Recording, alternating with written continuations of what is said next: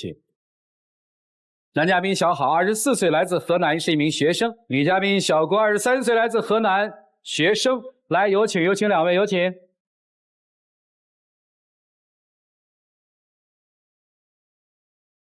欢迎两位哈。谈了多久啊？快1年了。我俩是大学同班同学。刚开始的时候，我从班级的微信群里加了他的微信，然后我俩就聊天呗。然后没事了约出去吃个饭、看个电影啥的。然后后来他胆小，晚上害怕，刚好那2天放假，我也没回家，他也没回家，但是他室友都回去了。然后我俩就一直聊到天亮。然后第2天约他出来吃饭，我就跟他表白了，结果就在一块儿。哦哟，对他一直很好，是不是？对。啊，怎么了？受不了了？现在总是感觉他，反正各种理由要跟我吵架啊。比如说，前2天让我给他拿快递啊，平常他的快递基本上都是我去取的啊。头一天晚上我把快递取回来放在宿舍，然后结果晚上我失眠了，一直到凌晨3、4点才睡着觉。然后第2天中午11点多就给我打电话，让我下去给他送快递。大冬天的，我还在被窝里边暖和着，我就说下午给你送过来，不是一样样的吗？然后不乐意了，他直接就说啥快递我不要了，你直接给丢了吧，丢垃圾桶了。花钱买的丢了多可惜啊！我已经走到你宿舍楼下了，我提前10分钟给你打电话，他就3层楼，你送一下怎么了？他就不愿意起来。这快递后来怎么处理了？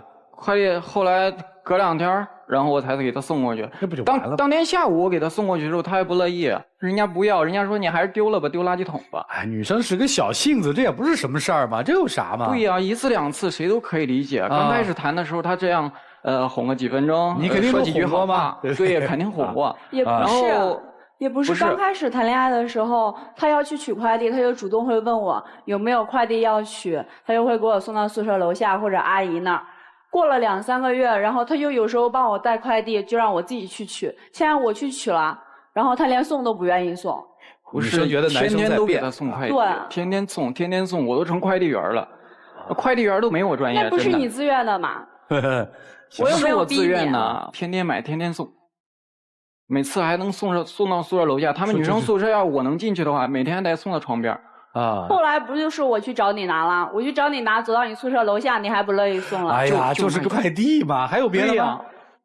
前一段时间我俩出去旅游，头一天搭飞机赶火车，累了1天了，到酒店，然后他就玩手机啊，我就在旁边跟他说话，他不搭理我。我说你吃啥呀？人家说随便，人家就说我在那玩手机是因为给他 P 照片，因为我要发朋友圈，我父母家人都在里面，看到你不得 P 好看点。他发9张照片，8张都是他自己，就1张就是我还露半拉脸。然后我说他说完随便，我就出去给他买饭去了啊，跑老大远给他买的饭，买回来嫌难吃，吃了2口，直接筷子一扔不吃了。那明明就是很难吃啊，这里边大部分都是葱姜蒜。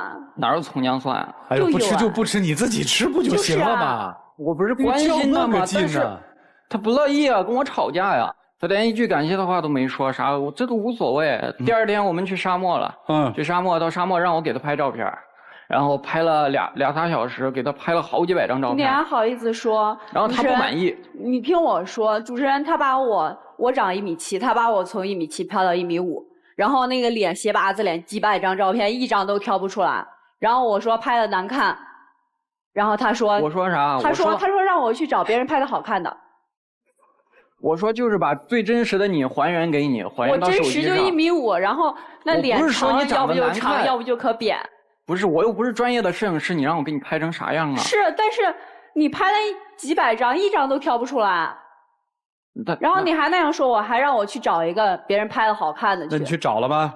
没，那我当时生气了。他当时生气了，把手机丢到沙子里，直接往那儿一丢，然后自己扭头走了。我们跟团去的，走完之后我也找不着他。他手机在我这儿，我捡了2手机，然后都在我身上带着，然后我就找他找不着，然后跟我们那个导游走散了，然后晚上到很晚的时候拼别人大巴车才回到我们酒店，就因为他闹脾气。不是沙漠那地儿多危险，荒无人烟，没一个人，你找谁去？跑丢了找谁去？谁让你和我吵架？拍照片拍不好就拍不好，为什么要和我吵架？刚开始我们2个谈恋爱的时候。他就是我一不开心，他就会哄我，他就知道我哪里不开心。现在他开始给我讲道理，讲道理我不听，他又随便敷衍我2句，然后又说2个人在一块儿他让一步，他给我道歉了，然后就让我让步。我如果不让步，他就说我无理取闹。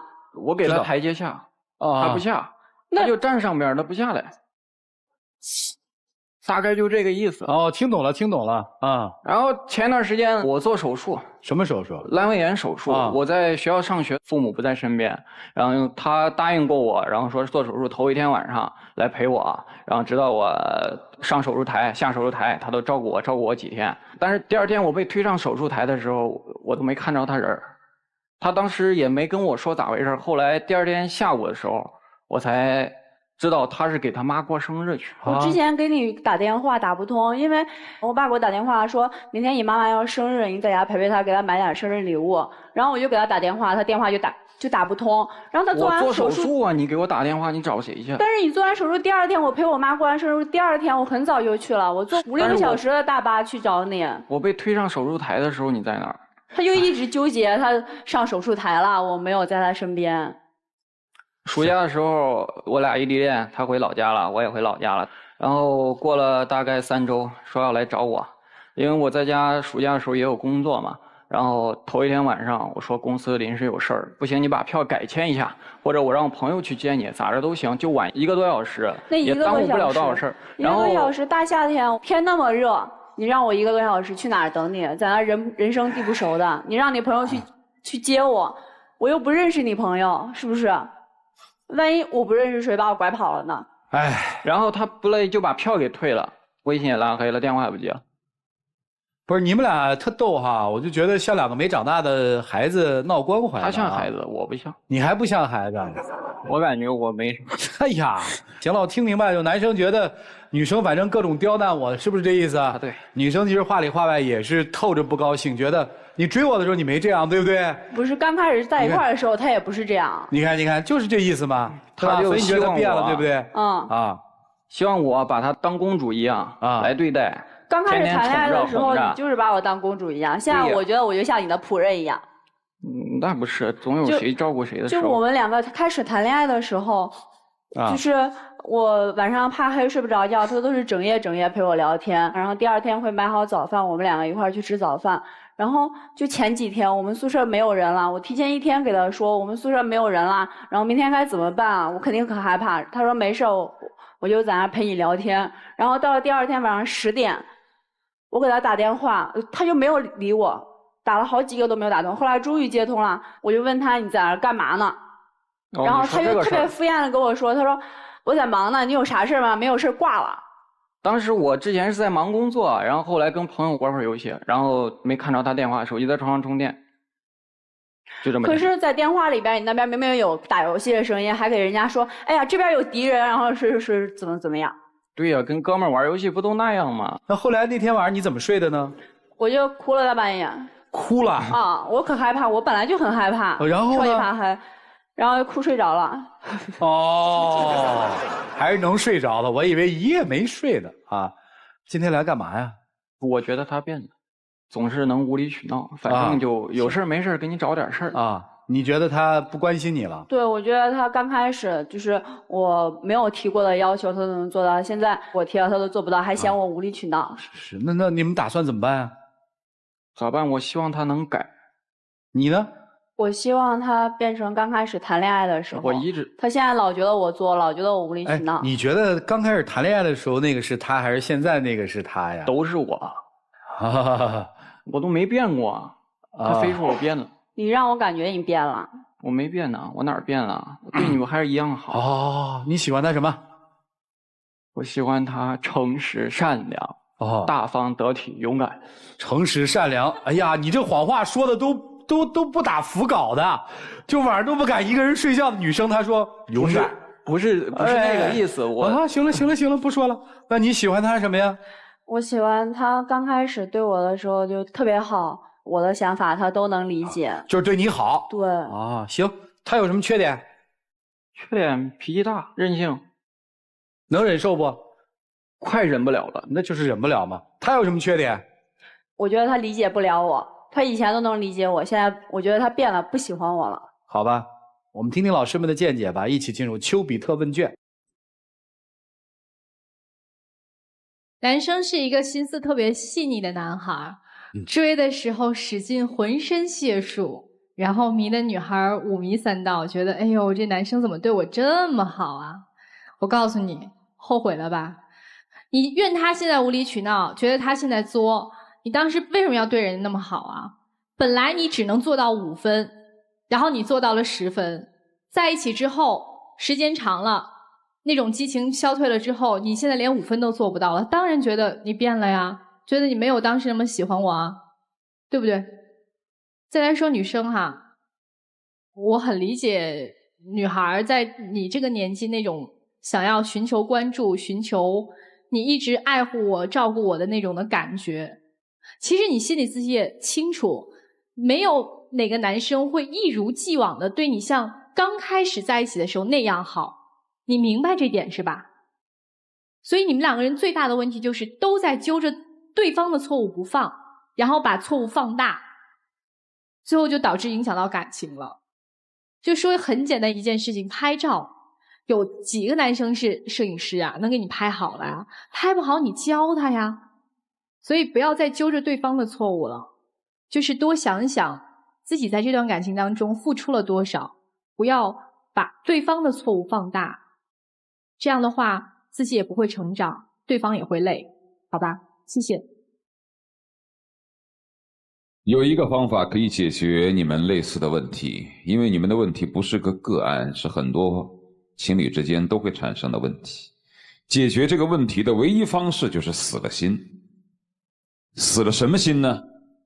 在这个世界上，会对你默默付出，不求回报，甚至不要面子伤自尊，都还要那么为你付出的人，只有父母。如果你能够想明白这件事儿，你心里大概就会平衡很多。今天女生在台上，无非是在说，我当初觉得你那么好，你现在变成这样。而男生的言下之意就是，凭什么老我付出啊？凭什么每次都是我妥协啊？凭什么呀？你会发现任何的情侣之间都会经历4个阶段。第一个阶段就是对方哪都好，全是优点，一点缺点都没有。第二个阶段就是对方的缺点越来越多，多到你已经忽视了他是一个有优点的人。第3个阶段就是看着对方为了满足自己的要求，不断的委屈自己，改变自己的缺点，而你呢，逐渐开始有了一点心疼，但这个时候你依然很纠结，要不要接受这样一个人。第4个阶段，你发现自己也有这样或那样的缺点，你发现对方在改变自己的过程当中也包容了自己不少，所以差不多就得了，彼此在互相包容对方的缺点的过程当中越爱越深。这是第4个阶段，但很少有人能够挺到第4个阶段。有些人只看到对方的缺点，已经全然忘了他的优点，所以他们在第2阶段就放弃了。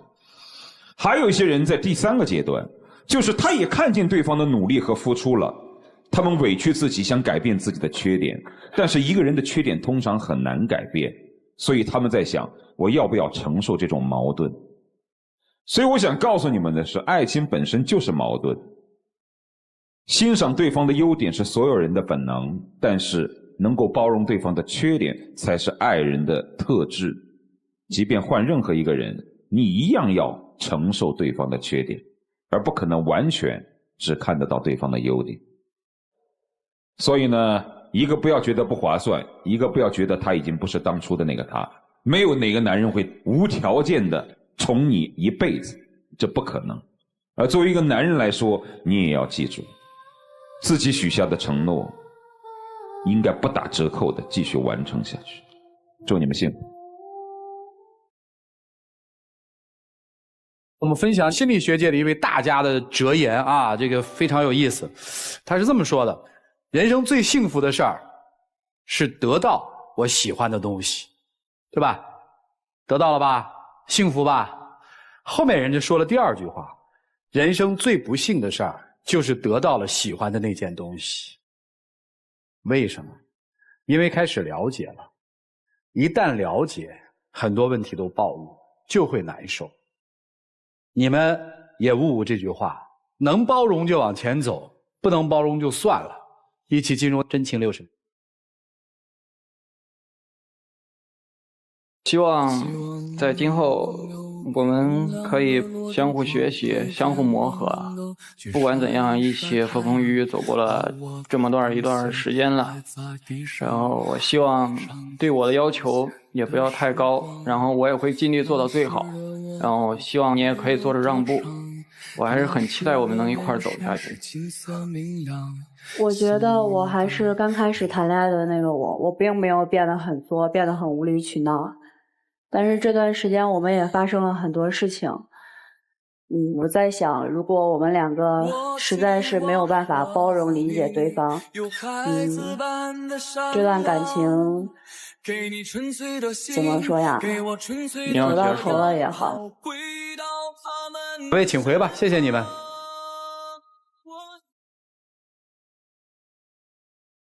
来，请关门。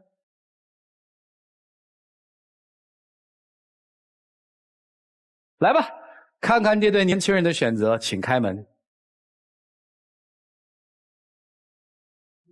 就在一起，谁让我们相遇？午后的日子，我们一起。